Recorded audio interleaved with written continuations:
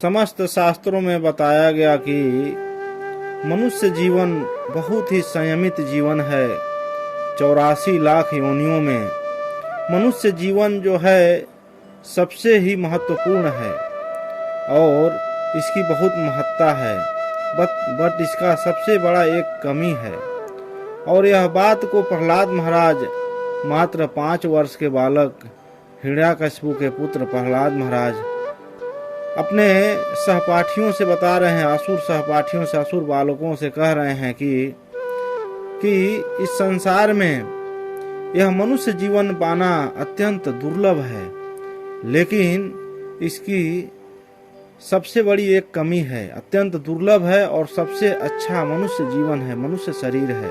इससे उत्तम कोई शरीर नहीं है, लेकिन सबसे इसका बड़ी बात यह है कि एक कमी है। वो क्या है? कहते हैं कि कौमार आचरेत प्राज्ञो धर्मानिह भागवतानिह दुर्लभम मानुषम जन्म तदप्यम अध्रुवम अर्थदम।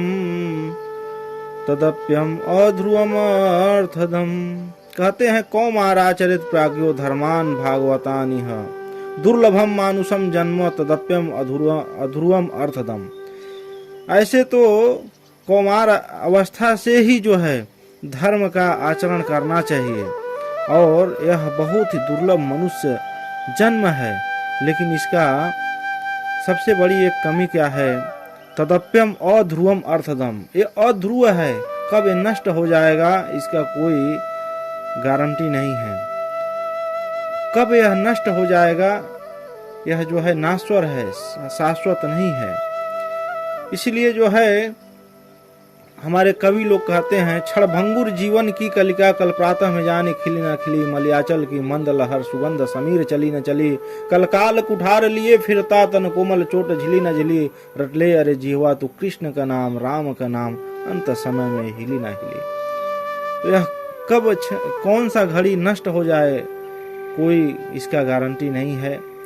84 लाख योनियों में सर्वश्रेष्ठ है मनुष्य शरीर, लेकिन ऐसा शरीर पाने के बाद भी इसका कोई महत्व नहीं समझ पाता। और यह जो है भगवान रामचंद्र कहते हैं बड़े भाग्य मानुष तन पावा सुदुर्लभ मुनि संतन गावा साधन धाम मोक्ष कर द्वारा पाव ही जही परलोक सिधारा। जिसे मिला है यह मोक्ष की प्राप्ति का सबसे बड़ा मनुष्य शरीर साधन है। मोक्ष को पाने के लिए सबसे उत्तम जो है शरीर मनुष्य शरीर यह साधन है। लेकिन वेद व्यास जी कहते हैं, वेदांत सूत्र में कहते हैं कि आहार निद्रा भय मैथुनम च सामान एतत् पशुभिर नराम। अगर कोई 4 कार्य ही केवल करता है, खाता पीता बच्चे पैदा करता और सोता है, तो वह पशु से ऊपर उसका लेवल नहीं है। तो फिर क्या करना चाहिए? कहते हैं कि धर्मो ही एक अधिक विशेष धर्मेण विहीन पशु भेड़ समान। एक मनुष्य के लिए एक धर्म अलग केवल बनाया गया है, वह है क्या? ब्रह्म जिज्ञासा। धर्मो ही एको अधिक विशेष धर्मेण विहीन पशु भेड़ समान। धर्म की जिसके अंदर विहीनता है, धर्म नहीं है, वह पशु भेड़ के समान ही है।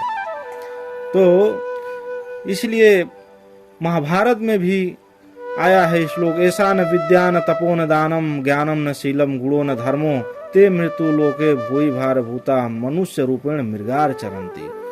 वह मनुष्य के रूप में शरीर पर भार हैं और मृगार रूपेण चरंती, वह पशु के समान चरते हैं केवल, और यह पृथ्वी का भार है जो जिनके पास जो है न तो विद्या है, न ज्ञान है, न धर्म है, न गुण है, न शील है। सबसे बड़ा है मायने मनुष्य के लिए धर्म, और धर्म ही मनुष्य का वास्तविक संविधान है। यदि कोई पशु है तो उसके लिए कोई नियम नहीं है, लेकिन मनुष्य के लिए एक नियम है। वह क्या है? संविधान है। उस नियम को, संविधान को, परतंत्रता को जब आप स्वीकार करते हैं तभी आपको पूर्ण रूप से स्वाधीनता प्राप्त होगी। आपको पूर्ण रूप से स्वाधीनता प्राप्त होगी। बंधुओं भक्तों, पशु के लिए कोई धर्म बंधन नहीं होता, मानव के लिए होता है। इसलिए मानव जीवन धर्म के नियमों का अनुसार हम जब पालन करते हैं तभी हम परम स्वाधीनता को प्राप्त कर पाते हैं और जीवन के परम लक्ष्य को प्राप्त कर पाते हैं। इसलिए मानव का जीवन बहुत संयमित जीवन है। मानव का जीवन बहुत संयमित जीवन होना चाहिए। संयमित जीवन मानव के लिए ही बनाए गए हैं और वो किस प्रकार? धर्म के निर्देश में। धर्म ही विश्व का शाश्वत संविधान है। एक छोटा सा देश चलाने के लिए वहाँ के बुद्धिमान लोग मिलकर संविधान बनाते हैं। एक संविधान होगा तब देश चलेगा। एक छोटा सा ट्रस्ट बनता है तो उसका भी बाइलाज बनाया जाता है और उसी निर्देश से वो संस्था चलती है। तो आप विचार करना, इतना अनंत अनंत ब्रह्मांड, अनंत अनंत संसार, अनंत अनंत सृष्टि परमात्मा ने बनाया, तो परमात्मा ने भी कोई बाइलाज बनाया होगा। उस संविधान को फॉलो करोगे तो सृष्टि उस संविधान के अनुसार चलेगी। सृष्टि की बिना ऐसे नियम के चलेगी नहीं। सृष्टि जो है ये भी जो है भगवान जो बनाए हैं वास्तविक संविधान उस पर चलती है। बिना नियम के जब एक विद्यालय नहीं चल सकता, एक नगर नहीं चल सकता, एक संस्था नहीं चल सकती, एक देश नहीं चल सकता, तो अनंत अनंत ब्रह्मांड, अनंत अनंत सृष्टि भी किसी संविधान से चलेगी। इस बात को सबको मानना पड़ेगा। तो वो संविधान क्या है? उस संविधान का निर्माण परमात्मा ने कब किया और किसके लिए किया, यह भी जानना होगा। भक्तों, संपूर्ण ब्रह्मांड को, संपूर्ण सृष्टि को संचालित करने के लिए जो परमात्मा ने जो संविधान बनाया वही संविधान वेद है, शास्त्र है। धर्म शास्त्र का संविधान, वेद का संविधान जो परमात्मा के द्वारा रचित है, उस संविधान को जानना और उसके अनुकूल आचरण करना मानव मात्र का धर्म है, हमारा आपका धर्म है।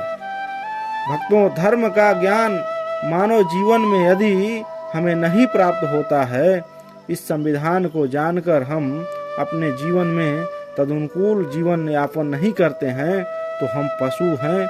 जो दुर्गति पशु की होगी वही हमारी आपकी होगी।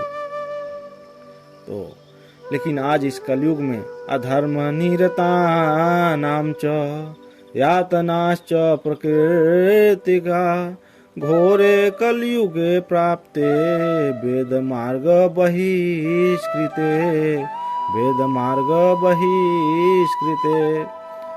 आज लोग जो है अपने जीवन से वेद मार्ग को बहिष्कार कर दिए और पशुवत जीवन जीने के लिए मजबूर हो रहे हैं लोग। इसीलिए वेद व्यास जी पहले ही वेदांत सूत्र में उन्होंने लिख दिया था, पशु 4 कार्य करते हैं, खाते हैं, सोते हैं, डरते हैं, बच्चा पैदा करते हैं, और यही कार्य अगर मनुष्य भी करता है केवल मात्र, तो वह पशु से ऊपर नहीं है। आहार निद्रा भय मैथुनम च सामान एतत् पशु भिन्नराणाम धर्मो ही एक अधिक विशेष धर्मेण विहीन पशु भेड़ समान।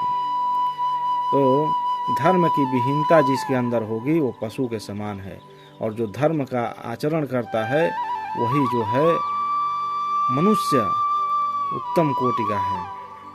नहीं तो ऐसा न विद्या न तपो न दानम ज्ञानम न शीलम गुणो न धर्मो ते मृत्युमो लोके भूरि भार भूता मनुष्य रूपेण मृगार चरन्ति। वह मनुष्य के रूप में पृथ्वी पर भार है और पशु के समान ही वह जो है अपना जीवन यापन करता है। हरे कृष्णा।